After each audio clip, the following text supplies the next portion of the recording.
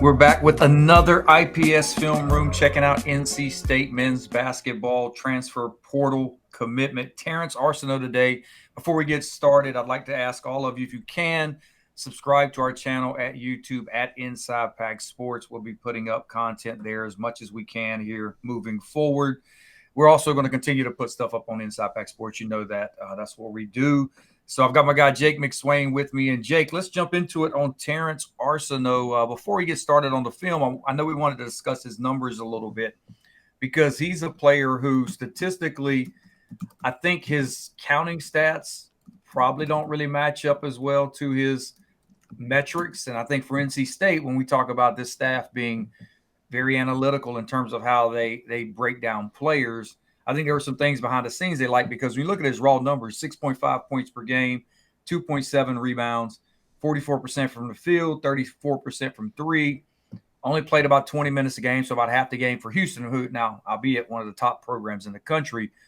But still, the numbers don't really jump out to you as a guy who you would be projecting a major role for, but we feel like he's expected to have a major role for NC State this upcoming year. Yeah, I think that when you look at the film, which we're going to get into here in a minute, and you look at what he's done, it's impressive, right? Like, I mean, he can do a lot more than what the stats show. So I know, like, he was coming off of an injury last year, and there was still some growing to be done. But when you look at the raw percentages of what he was able to do from an efficiency standpoint, and the different types of areas that he was able to contribute for Houston, you can start to translate and see what he's going to do just a little bit more. So, I mean, like, when I'm looking at him shooting the ball on catch and shoot looks, 34%, that's pretty solid. On unguarded catch and shoot looks, 38%. I mean, around the rim, he was pretty solid as well. I'm pulling that number up right now. I think he was, like 58% on 63 attempts. Like, that's solid. That's stuff you can work with.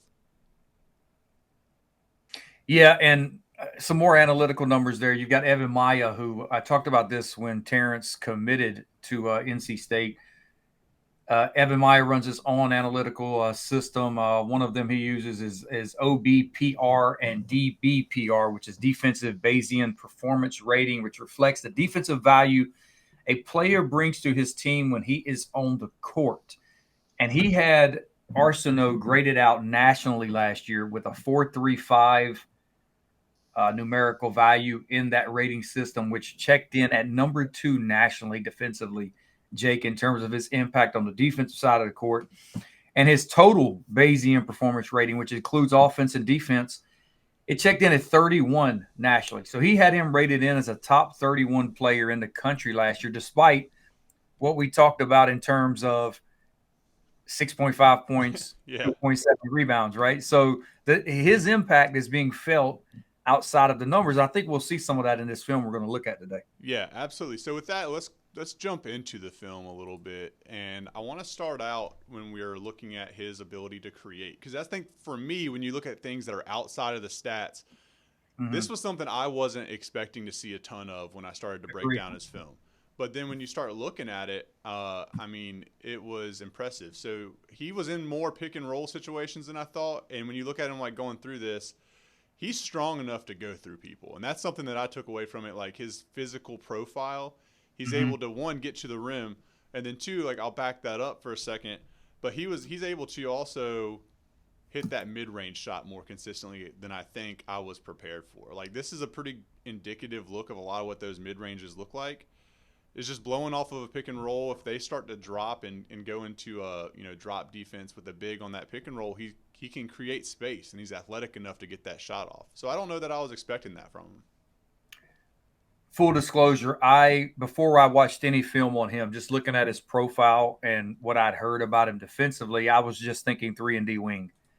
I had no expectation for him as an off-the-ball creator. And so when you started looking at his tape and you saw there was a lot of that on film, it really kind of gave you the hope for that upside you're looking for, right? Because he is another guy you can give the ball to and say, go make a play off ball screens. What you're seeing here in some of these highlights, his ability to create shots for himself, shot for others. And you're right. I mean, I think he has 3-level score upside in terms of to his game. And some of it may just be, I need a bigger role, right? I need a bigger role and maybe a little more wide open offense. We know at Houston, that's a defensive minded program. They're not out there trying to do a ton offensively in terms of playing high tempo, high possessions, all those different things. I think if you put him in a more offensive friendly system and give him more minutes and more opportunity, there's some upside there.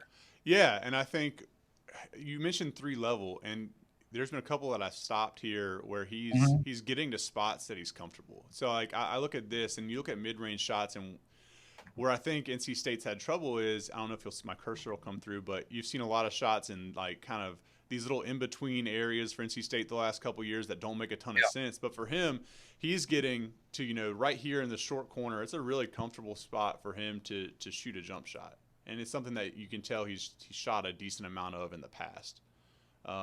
So I think like that's a like I love watching that. Like that's where you look at a bigger wing, and that's looks to be a forward that he got onto there, or at least somebody that has some comparable size. But just using his body, creating some space. I mean, there's a lot of upside there for him doing stuff like that. And according to Synergy, on short jump shots, so short to 17 feet, which is basically your mid range jumpers, right? He was in the 86th percentile nationally, shot 50%. Now, low volume, because really, when you look at his numbers, there's a lot of low volume there anyway. But he still shot 50% on mid range jumpers this year, which was, I mean, that's a really, really good number. And so when you're talking eliminating that shot, I think you typically want to do it for players where that's not their go to. Well, you know this, Jake, from playing Mm-hmm. basketball. It's not always going to be I can get to the rim or I can get a three. Eventually somebody's going to have to get to a spot and make a jump shot, make a pull up jumper, do something late in the shot clock. And I think he has some upside to help you there as well. Yeah, I think that when you look at him, that's the key word is upside. Like I've talked about the difference between the floor and the ceiling for a lot of players, and when you bring in transfers, you want guys that are above their floor, but even a floor level production is good. But you also want some guys that can take a step, and then that raises your ceiling as a program. So for him, it's like if he doesn't improve and you just get a little bit of this, that's completely fine. But if he does, like that makes you a lot tougher to defend when you have a piece like him that can do some stuff. So I mean, you just continue rolling through him as a creator and getting to the rim a little bit. Again, I think the strength of it all, like when you Mm-hmm. look at these, he's not like to me, he's not somebody that's going to dunk on somebody at the rim. He had like 8 dunks last year. He can dunk, but he's somebody that's going to use his strength almost like a Casey Morcell going to the rim at times, getting his shoulder into somebody and really just finishing through them. That's more what I see of him than anything else. I was actually surprised he only had a 22% free throw rate Mm-hmm. because he does initiate a lot of contact on his drives. Now, maybe some of it's because he's able to maintain and play through contact and maintain balance. You remember Devin Daniels seemed to be that type of guy where it was, he didn't get to the line. It felt like enough because he seemed to just be able to have the strength to play through contact. He didn't sell it, anything like that. And so I think with Arceneaux, you see that, but he is comfortable playing through and with contact. And that's something you look for. You look for a guy who can finish through contact. Yeah, absolutely. And then just continuing through. I think there's a couple more clips of this, but mid-range stuff is not something I thought was going to be a lot there. And so now Mm-hmm. we can start to really shift into looking at him as a shooter. And I think from a synergy perspective, we talked about it at the beginning, but we're looking at most likely a mid-30s guy. Like that's where Yeah. he's going to live. And I think when you're NC State, that's fine. I mean, I always talk about it, but I want to look at somebody's form when I'm kind of trying to project them out as a shooter. And when I look at him, he operated a lot in this kind of off-ball spacer role. So you see here, comes off of a paint touch. He's going to be out there relocating to the wing, looking to kind of draw in that defense. And from there, he's just really able to get a shot off. It looks like a clean release to me. I don't think there's anything that crazy about it. What are your thoughts on him as a shooter, James? Form looks good. Um, I think you're going to continue to try and create open ones for him, right? Mm-hmm. I mean, I don't think he shoots it well enough where you want him shooting threes off the dribble like Terquavion Smith, for instance. But can he play in the corner like he's doing here on some of these and be a corner floor spacer? I think so. Like again, I think there he can do some 3-and-D shooting for you. And the thing about his percentages that I want to remind people of is we've seen this before. They can fluctuate with shot opportunity, Mm-hmm. with consistency, and with more volume. I mean, he is a guy who you look at his numbers, he's averaged right around 2 threes per game. Well, you know this. We've talked about this throughout the season, Jake. I mean, you look at Breon Pass, for instance, 2 threes a game. His percentage can be 55%, and you miss 3 or 4, and you're down to 39%, right? Yeah. And even miss another 4, you're down to 28%. So I think with that percentage, I'm not as big on his percent or as concerned about his percentage because I think the volume's so low to where I really would just want to look at his shot. I think his shot looks fine. I think it looks fine. And the good thing for me with him, I'm not as worried about it because he did have those other elements to his game to Yeah. where, he's not totally unplayable if he comes out and he can't hit you jump shots. Like we've talked about that some. For instance, I know folks that were concerned with that with Marcus Hill, but he can give you more, which I think me and you both agree. We thought Hill could too. That's another discussion we don't need to get into, right? But I do think he can give you more to where it's not just about his 3-point shot. Yeah. And then we talk about areas in which like people are comfortable taking jump shots, and if you he's patient as an off-ball shooter, so like looking at the film here, when you're looking at somebody from this like when this little of a closeout, which is going to happen with some of NC State's guards next year, Mm-hmm. like shoot that every time, man. Like that's a clean look. I want him shooting those jump shots. This one, like he had like first off, he rises a ton on his jump shot too, and I do like that. He can change his release point, which I think is valuable. That's a tough shot. Like I don't know if you want him taking a bunch of those, like as an example, but even like there, that's a late closeout. You have a ton of room to get your shot off. Like let it fly. I think everyone's going to be comfortable with him doing that. But again, right here, you're looking at somebody that's sagging off to help as someone gets a paint touch, and he's going to be wide open in the corner. And so you talk about a 35% shooter and someone that shoots 38% unguarded or whatever that number was. You're fine with that. You live with that because that's the role they can play within the offense. And if they catch it and they are getting closed out on, or they have to do something else, to your point and our point from earlier, he has a counter move. He's not just a one-dimensional, you're either shooting it or you're not. He has, other options at his disposal. I think that's what makes him dangerous is when you have the guy that can play that 3-and-D spot but can also give you rim pressure, right? Can rip an attack and do some things off the dribble, and now you're starting to make the defense move even more. That's, to me, the advantage of him. And this is why I think we both agree he can play some 4 for you in a pinch. We saw it from Dontrez Styles last year. When teams want to go ultra small, we know Will Wade will do that. Go watch his game against Clemson. I think Quadir Copeland was guarding Ian Shefflin a lot in that game, right? I mean, Yeah. he was playing the 4 for them. They had Shoemate playing the 5 a lot for him, who was 6'7". So he's not afraid to downsize and play with length and physicality. And I think that's where Arceneaux just gives you some real versatility also. Yeah, and you talk about it. He's somebody that has the size to do it, has the strength to do it, but then also is going to be able to provide a skill set that makes it difficult. Because I don't know about you, but when we're watching teams try to play guys out of position, they need to not just be able to hold their own defensively, but they have to have something about their offensive game that gives you that advantage back on that end of the court. Like it can't just be a one-way trade-off. Like if it's like you see some teams trying to put a bigger guard at that 4 spot, but they can't really shoot the ball, and it's like, well, what advantage are you getting here? They can't handle it that well or can't attack off a screen. So I just don't necessarily see why they do it. But with him, we like back into his shooting, like just looks like somebody that's going to be as steady as they go. I don't see a lot of variance. I'd be interested to look at his numbers from the year before and what he shot. As a matter of fact, I might just pull that up while we're on this real quick, because I think it's a good exercise to talk about variance to your point. Yeah, and like I said, I mean, when you look at his catch and shoot on synergy from this past season, 58% 52% of his jumpers were unguarded. So he took 48% of them were guarded. Synergy had him at 40% field goal percentage on unguarded catch and shoot jumpers, which is a good number. You shoot 40%, that dipped to 28 though unguarded shots. Yeah. And that's where the percentages are down. And so, when you have a staff that values numbers like this, and when folks ask, James, well, How do they use these numbers, right? Well, one of the things you'll do, Jake, is you'll go to your players and you say, look, last year you shot 40% on unguarded jumpers. We love that number. Mm-hmm. You're at 28% on guarded ones.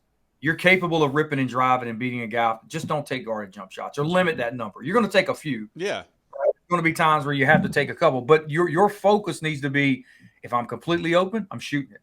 If I feel a contest, I'm ripping and driving.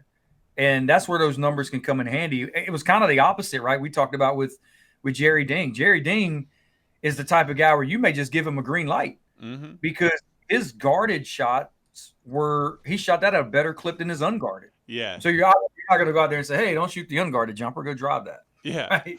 You're going to hope that regresses. It's always funny. We talk about like these scouting breakdowns and how they actually work. And for a lot of teams, and the way we did it when I was in college was you get the scouting report, and next to each guy's name, there'd be one of three players' names in parentheses. So you had your rondos, which was if they catch the ball on the perimeter, don't even worry about closing out. They're not looking to shoot it.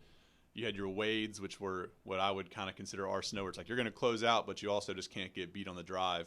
And then you had Reddicks, which was obviously, the James Hendersons of the world. You can't leave open on the perimeter. You got to close out. They're not going to beat you on the drive. So, I mean, right. I think that's always an interesting way of looking at it. And I think that you talk about guys and the kind of green light that they're given, it goes the opposite direction. But again, I think for him, he's just going to work great being an off-ball spacer. And he's fine with, living in that role. I don't think he's going to look to expand it all that much. But then I do want to shift, and I think the film's going to go into him as a defender, and that's where you look at what's going to translate for him. It's obviously this. Like there's no concern of him not holding up as a defender. And we'll probably be pausing and backing up a lot during this, so apologies in advance. But when you break down defense, sometimes that's just the only way to do it. But I want to focus on his feet and him being able to move them laterally. So like he's kind of like, you want to deny middle as much as possible, and it's really hard. You're asking your defenders to do a lot to beat their man to the spot and hold him off. But he does a really good job here of getting all the way there, forcing him back the other way.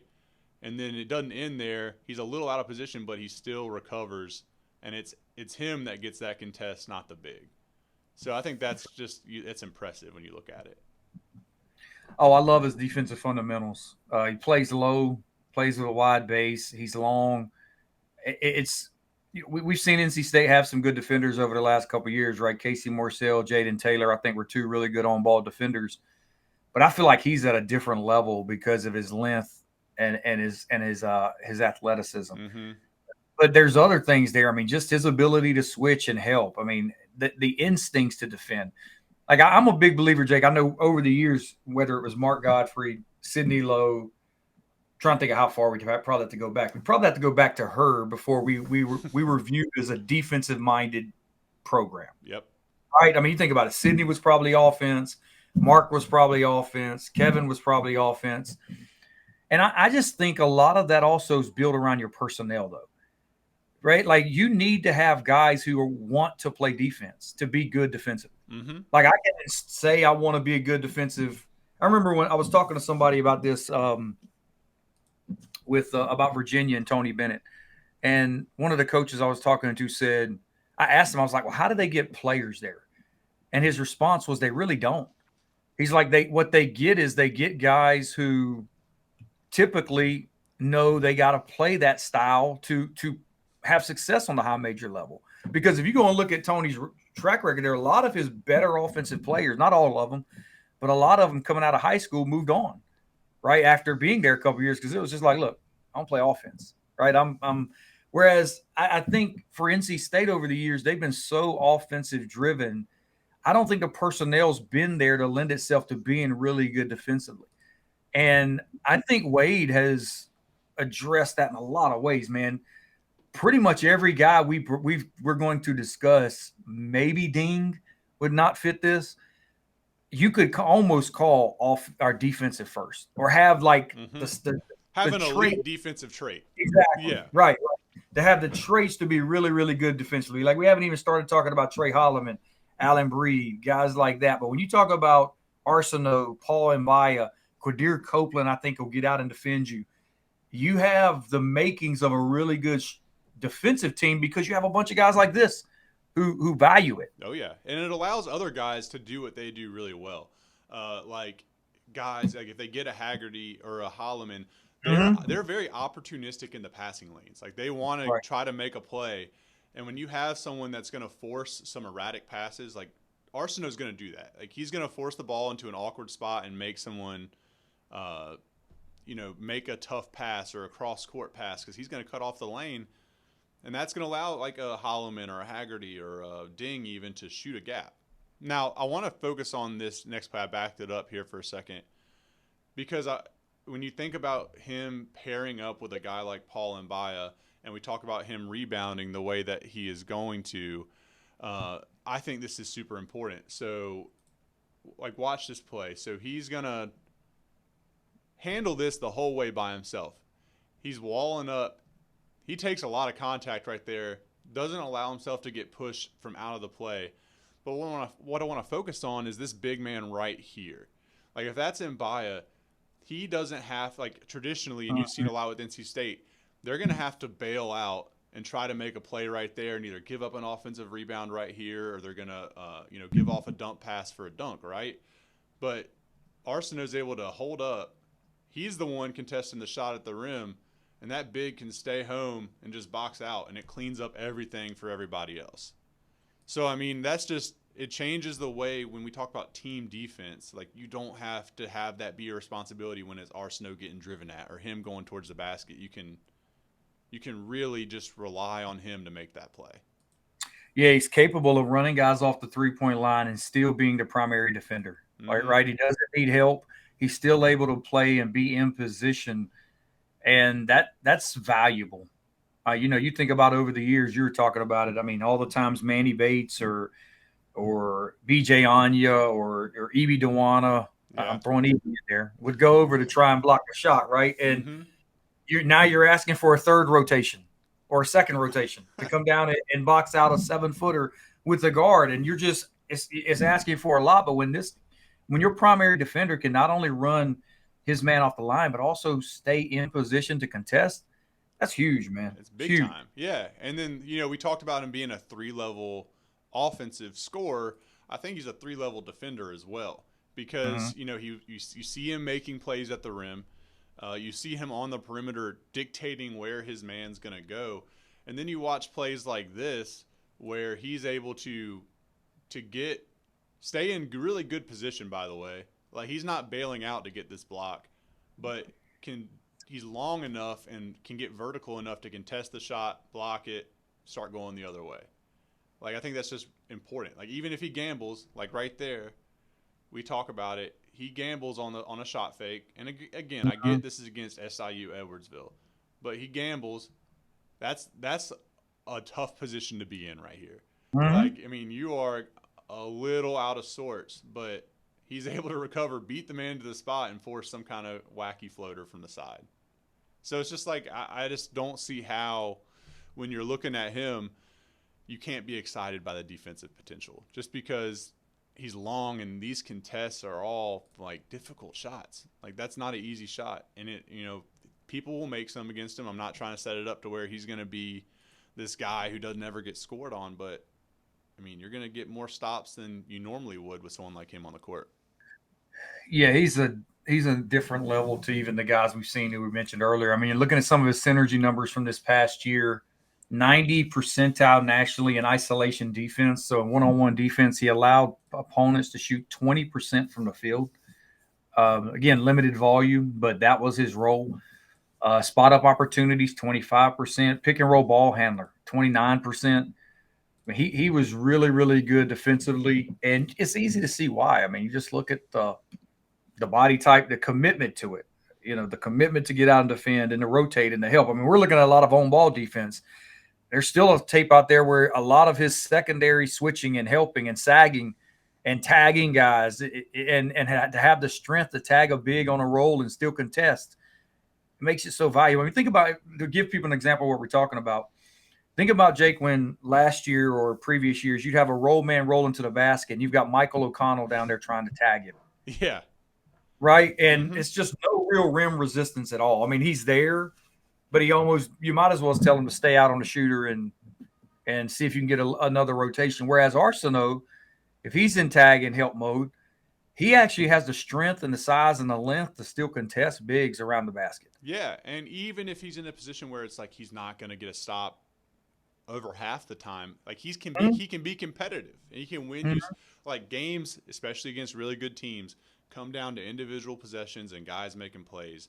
And defensively, at the very least, Arsenault is going to put himself in a position to make the play if possible. I'm confident in that. Like he's not someone that's going to get beat a lot.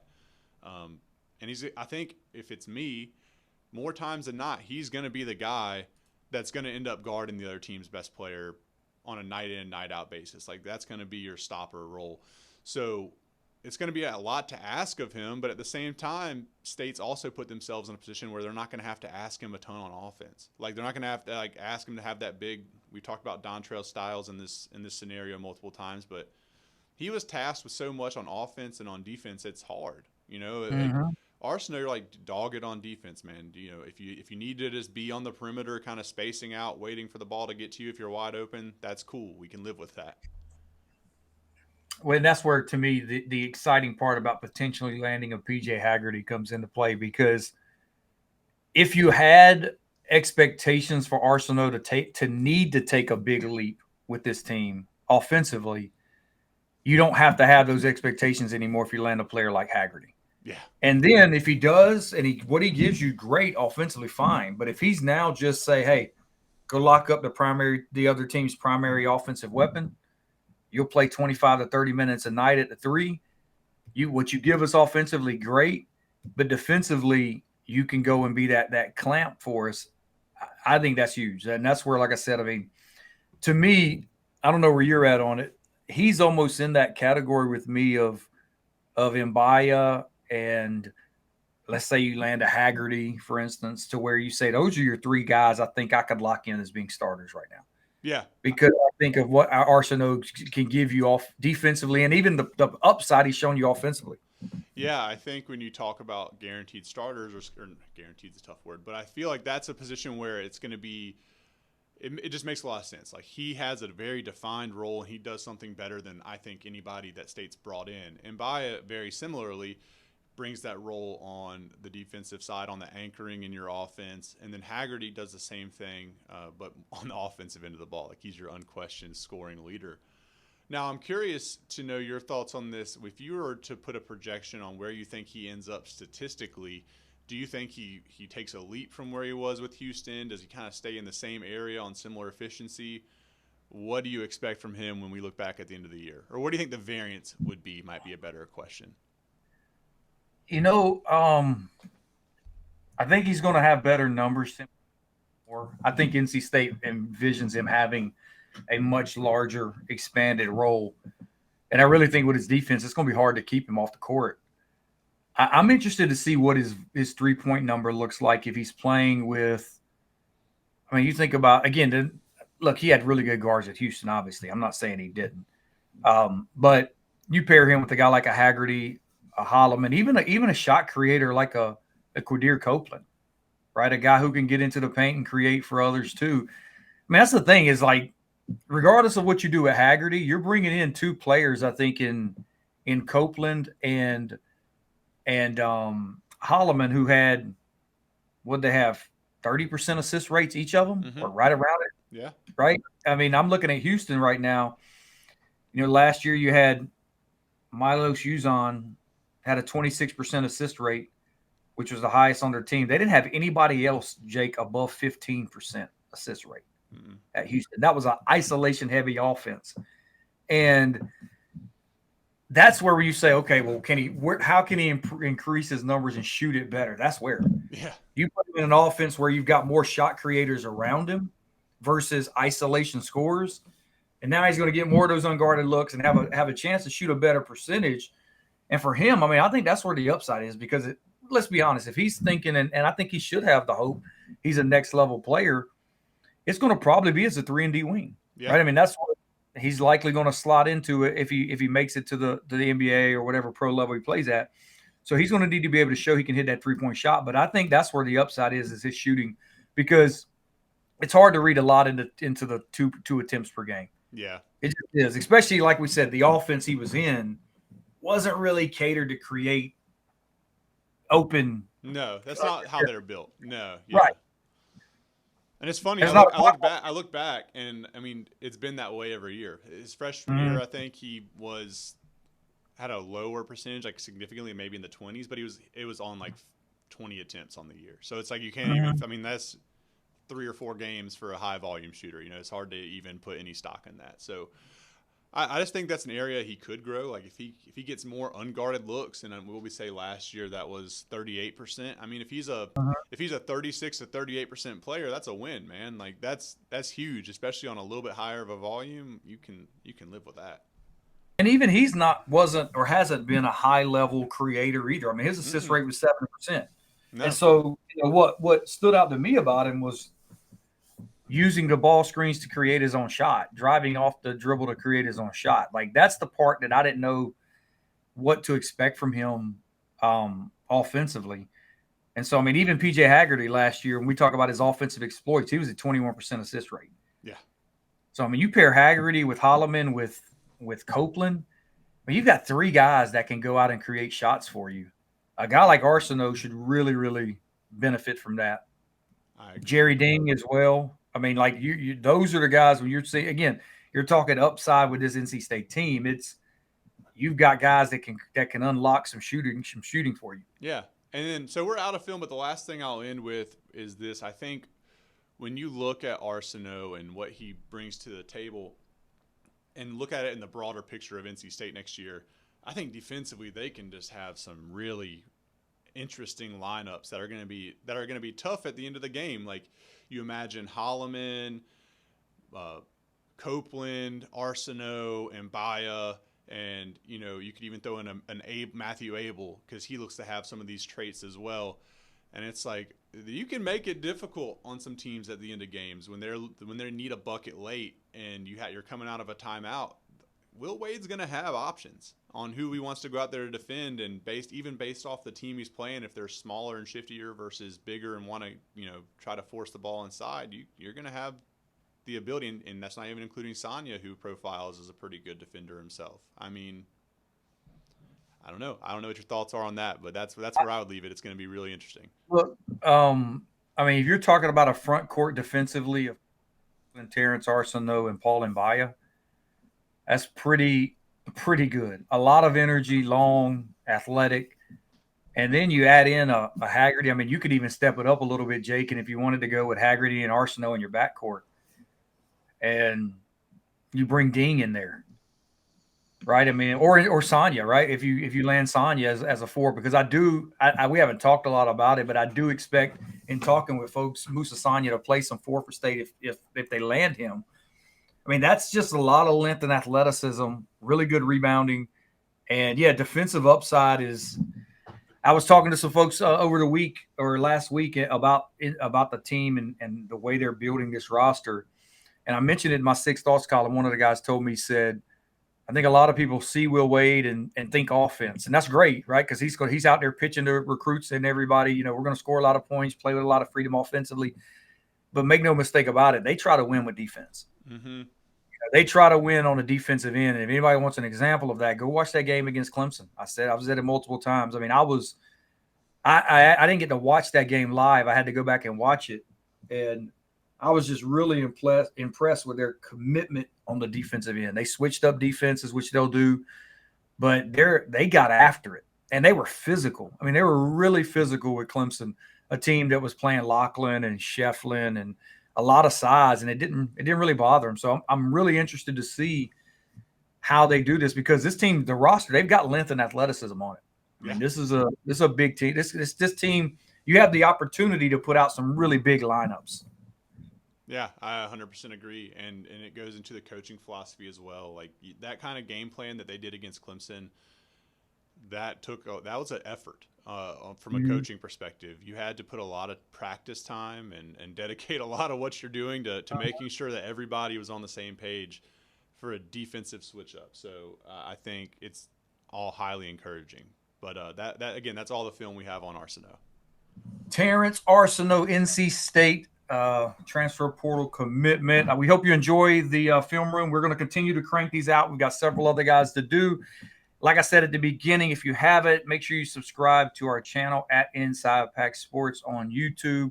We're going to have a lot of content there moving forward. And, yeah, we're excited about it. I don't know, Jake, who do you want to do next? Pick who we got next. Let's let the subscribers decide. So if you subscribe to IPS, go on the message board, put a little reply back to this video. Let us know who you think we should do next. We'll try to tackle that one. There you have it.